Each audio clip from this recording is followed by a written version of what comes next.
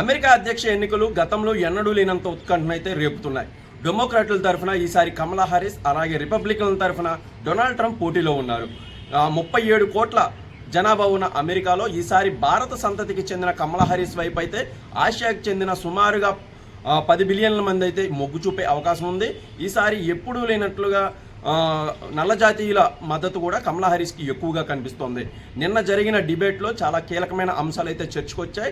అమెరికాలో అధ్యక్ష విధానం అలాగే ఓటింగ్ విధానం చాలా కొత్తగా ఉంటుంది. ప్రతి ఒక్కరు కూడా రిపబ్లికన్ల వైపా లేకపోతే డెమోక్రాట్ల వైపా ఇద్దరికే ఓటు వేయాల్సి ఉంటుంది. వీళ్ళ విధానం కూడా చాలా సరికొత్తగా ఉంటుంది. మనలాగా మేనిఫెస్టోలు విడుదల చేయడం అలాగే ఊరేగింపులు ఇతరత్ర ఉండవు.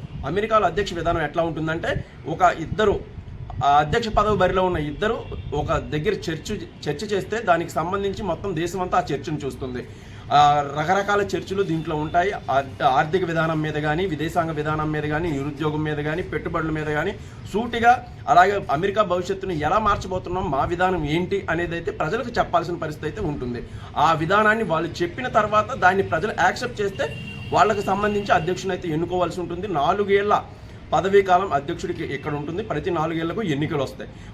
48 రాష్ట్రాలు అమెరికాలో ఉన్నాయి. 37 కోట్ల మంది జనాభా ఉన్నారు. దానిలో ఈసారి శ్వేత జాతీయులు ఎక్కువగా ఉంటారు. అమెరికాలో శ్వేత జాతీయులు ఎవరి పక్షం వహిస్తారు, గతంలో అధ్యక్షుడిగా పనిచేసిన డొనాల్డ్ ట్రంప్ విధానాలు మళ్ళీ వాళ్ళు యాక్సెప్ట్ చేస్తారా చేయరా అనేది అయితే ప్రస్తుతం కీలకంగా ఉంది. కొత్తగా వచ్చిన కమలా హారిస్ కూడా ఏమాత్రం తీసిపోకుండా చాలా భారీగా మంచి డిబేట్లో పాల్గొంటున్నారు. నిన్న జరిగిన ముఖాముఖిలో కూడా చాలా చక్కగా ముఖాముఖి జరిగింది. గతంలో అయితే అమెరికాకు సంబంధించిన భవిష్యత్తు గురించి కానీ, విధానాల గురించి కానీ చర్చ జరిగేది. ఇప్పుడు కొత్తగా వ్యక్తిగత విషయాల మీద కూడా చర్చ జరుగుతుంది. డొనాల్డ్ ట్రంప్ అక్రమ సంబంధాలు లేకపోతే ఉమనైజర్గా ఉన్న విషయాలు కూడా బయటకు తీస్తున్నారు. ఈ సందర్భంగా అమెరికన్లు ఎటు మొగ్గు చూపుతారు ఏమిటి అన్నదైతే ప్రీ పోల్స్ కూడా అందని పరిస్థితి ఉంది. గతంలో ఎప్పుడు కూడా ఇలాంటి పరిస్థితి లేదు. అమెరికాలో ఎవరు గెలుస్తారు అన్నదైతే ముందుగా ప్రీ పోల్స్ నిర్వహించి వెంటనే వాటికి సర్వేలు నిర్వహించేవాళ్ళు.